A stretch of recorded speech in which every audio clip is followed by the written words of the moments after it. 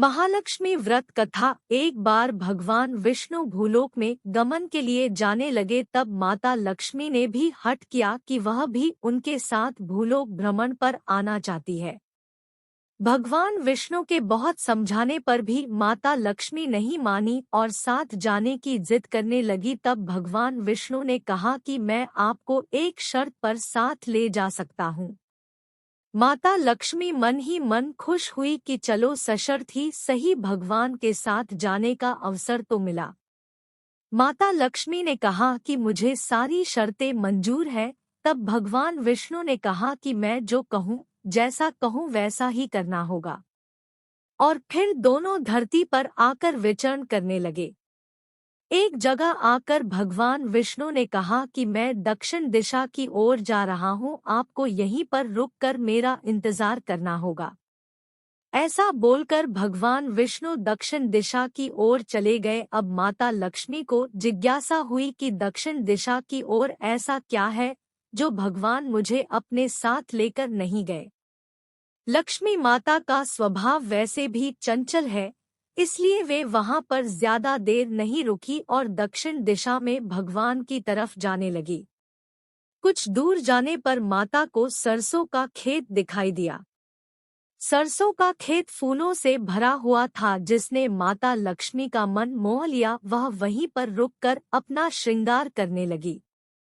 श्रृंगार करने के बाद वे कुछ दूर गई कि उन्हें एक गन्ने का खेत दिखाई दिया। माता को गन्ना खाने की इच्छा हुई और वह गन्ना तोड़कर खाने लगी। इतनी देर में भगवान विष्णु वहां पर आ गए। जब भगवान ने माता लक्ष्मी को गन्ना खाते हुए देखा तो वह क्रोधित हो गए। उन्होंने कहा कि आपने मेरी शर्त का उल्लंघन किया है। मैंने आपको वहां पर रुकने के लिए कहा था, आप वहां पर नहीं रुकी और किसान के खेतों में से फूल और गन्ना तोड़कर अपराध किया है, इसलिए आपको दंड अवश्य मिलेगा। भगवान विष्णु ने माता लक्ष्मी को 12 बरस तक किसान के यहाँ कार्य करने का शाप दे दिया।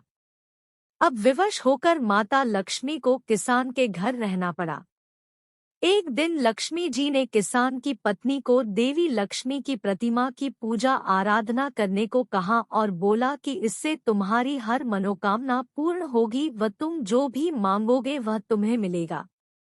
किसान की पत्नी ने वैसा ही किया। वह हर रोज देवी लक्ष्मी जी की प्रतिमा की पूजा आराधना करने लगी।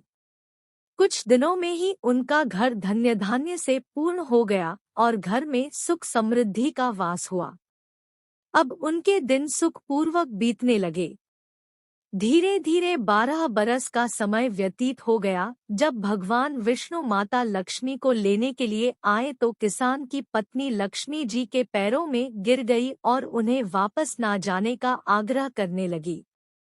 इस पर लक्ष्मी जी ने कहा कि यदि वह कार्तिक माह के कृष्ण पक्ष की तेरस के दिन विधिपूर्वक मेरी पूजा करे तो वह उसके घर से कभी नहीं जाएगी। वह एक कलश या किसी पात्र की स्थापना करे और उसमें कुछ धन रखें।